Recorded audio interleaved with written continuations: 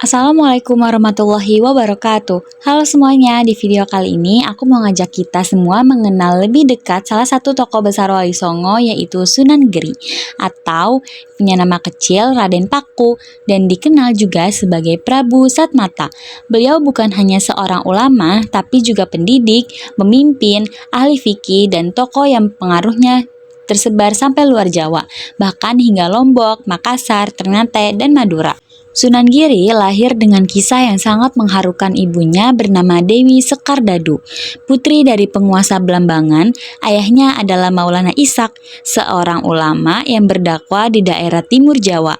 Karena penolakan masyarakat Blambangan terhadap ajaran Islam waktu itu, Dewi Sekardadu harus melarikan diri sambil mengandung.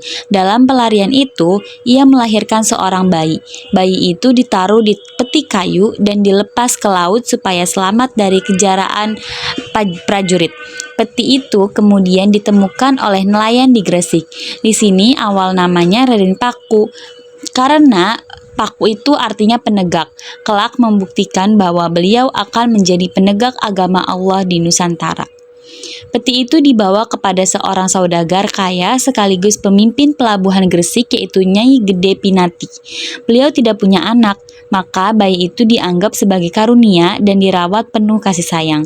Raden Paku tumbuh sebagai anak yang cerdas, berakhlak mulia, dan cepat memahami ilmu agama.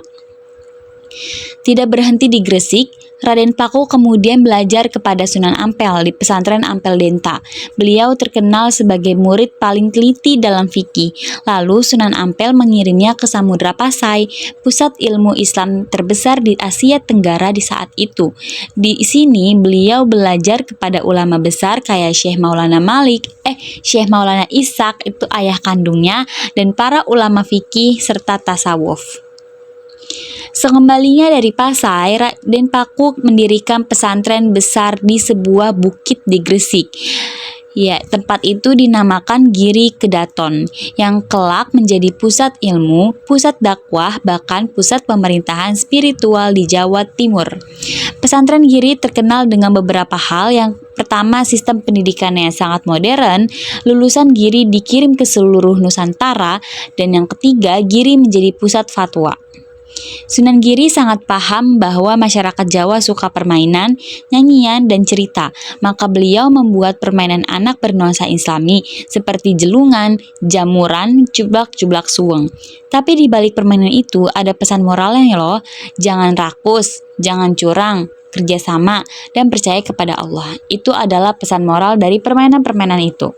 Lagu-lagunya itu ada, beliau membuat tembang berbahasa Jawa agar masyarakat mudah menghafal dan menyukai Islam. Sunan Giri tidak memaksa dan tidak juga mengancam, tapi mengajak dengan kelembutan. Beberapa peran besar Sunan Giri dalam sejarah Nusantara. Yang pertama, pemimpin spiritual pertama di Jawa Timur, mendorong dakwah teratur keluar Jawa, membantu penegakan kerajaan Islam Demak. Walaupun beliau setelah wafat bertahun-tahun yang lalu, tapi peninggalannya ini masih dipakai loh sampai saat ini. Semoga cerita ini bisa menambah rasa cinta kita kepada ulama terdahulu ya. Wassalamualaikum warahmatullahi wabarakatuh.